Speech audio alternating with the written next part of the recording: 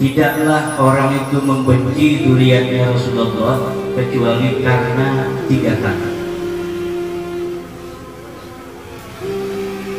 Imma ayyakuna walad zina, boleh jadi dia itu adalah anak zina. Yang kedua, imma ayyakuna munafiqah, bisa jadi dia adalah seorang yang munafik.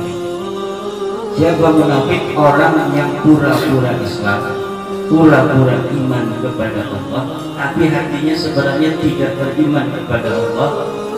Dia bersama orang-orang mukmin hanya untuk mengelabui orang-orang mukmin. Wa imma ayyakuna abu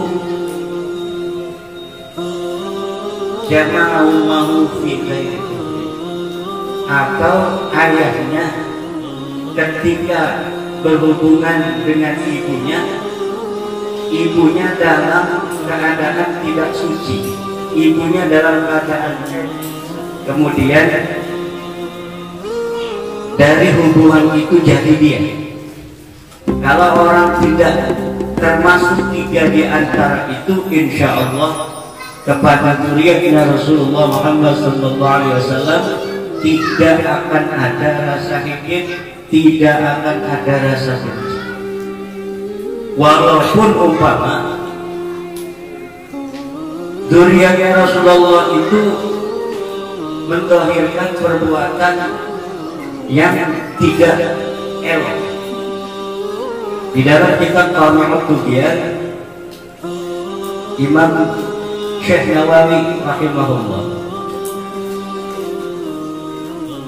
menukil sebuah kisah dari gurunya.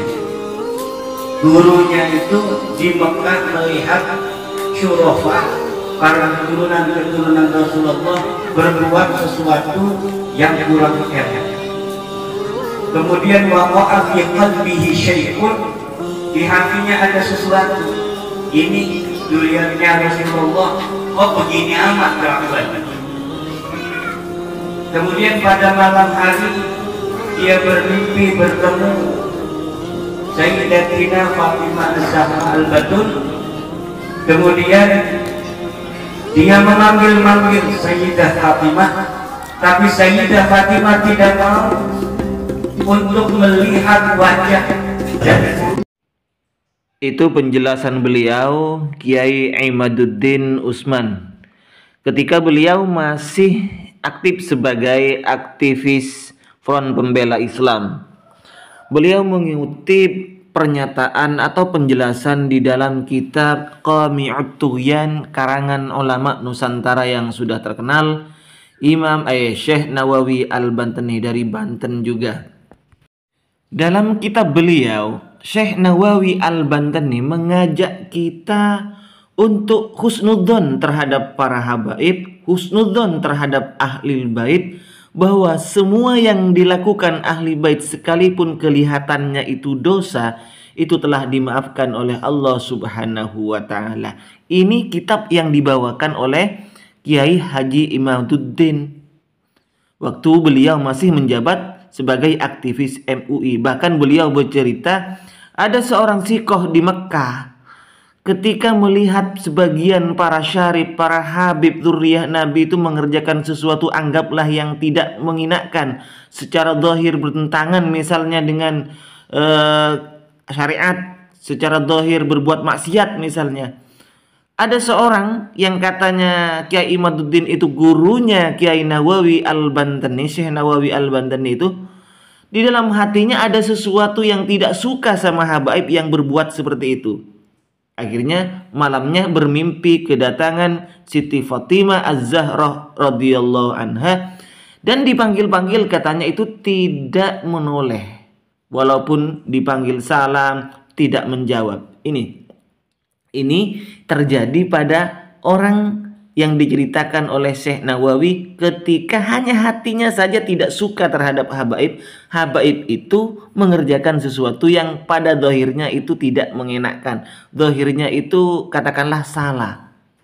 Ini qala Ibnul Arabi wa yanbaghi likulli muslimin ayya'taqida semua orang Islam seyogyanya harus berkeyakinan, beriktikad anna jami'a ma yasduru min ahlil baiti qad afallahu anhum fi, bahwa semua yang keluar dari perbuatan ahlil bait, ingat ahlil bait, dzurriyyah Nabi, qad afallahu anhum fi, telah dimaafkan oleh Allah Subhanahu wa taala.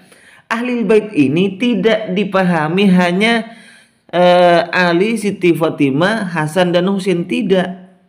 Karena Kiai Imaduddin Utsman dulu waktu menjabat sebagai aktivis FPI itu, beliau menceritakan kisah itu.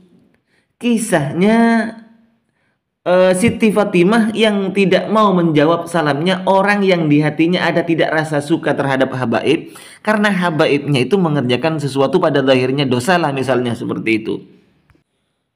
Kemudian orang tersebut, kelanjutannya ceritanya Kiai Imaduddin itu, orang tersebut bermimpi Siti Fatimah.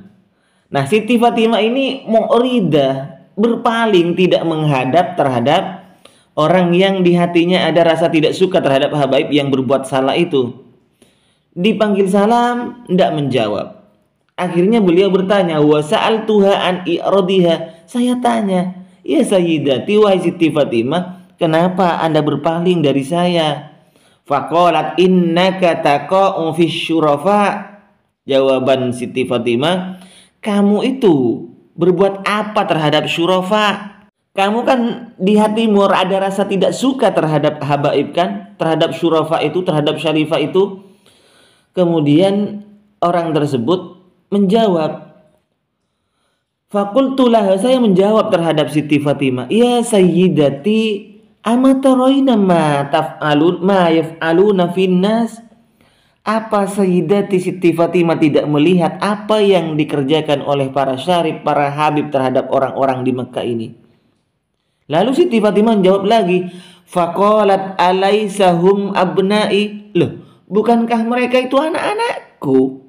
Kata Siti Fatimah, bukankah para habib, para syarifah itu anak-anakku? Fakultu laha, kemudian saya menjawab terhadap Siti Fatimah, minal ana tubtu, dari sekarang saya tobat Siti Fatimah. Akhirnya fa'akbarat, Siti Fatimah menghadap ilayya. Akhirnya yang dulunya berpaling, yang tadinya berpaling akhirnya menghadap. Fastaiqatu, kemudian orang yang bermimpi itu bangun. Coba bandingkan dengan mimpi ini dan pidato-pidato sekarang beliau itu. Saya tak habis pikir. Beliau mengutip pernyataan penjelasan di dalam Qawmi Tughyan karangan Kiai atau Syekh dari Banten, Syekh Nawawi Al-Bantani itu. Di situ dijelaskan nama-nama Ahlul Bait. Di situ dijelaskan tentang keutamaan Ahlul Bait. Di situ dijelaskan bahwa kita itu harus menghormat Ahlul Bait, mencintai Ahlul Bait, apapun keadaan Ahlul Bait itu, sekalipun pada zahirnya itu adalah berbuat salah. Bahkan Ahlul Bait di situ yang diterangkan oleh Syekh Nawawi Al-Bantani itu adalah abna'u Fatimah ke bawah. Waktu itu terjadi di Mekah. Tetapi dalam tulisan-tulisan beliau seakan-akan Ahlul Bait ini sekarang tidak ada. Yang ada itu hanya terbatas pada 4 orang. Itu tulisan beliau. Bahkan beliau itu di dalam tulisan-tulisan dan ceramah-ceramahnya sekarang itu habaib tidak ada. Habaib itu bukan tidak ada dalam istilah Islam. Sampai sekarang seperti itu beliau itu. Jadi saya tidak habis pikir kenapa bisa seperti ini beliau itu. Kok nggak sinkron lah katanya antara pidato dan tulisan karangan beliau yang dahulu dengan tempo sekarang. Tempo dulu dan tempo sekarang. Nggak sinkron kayaknya gitu.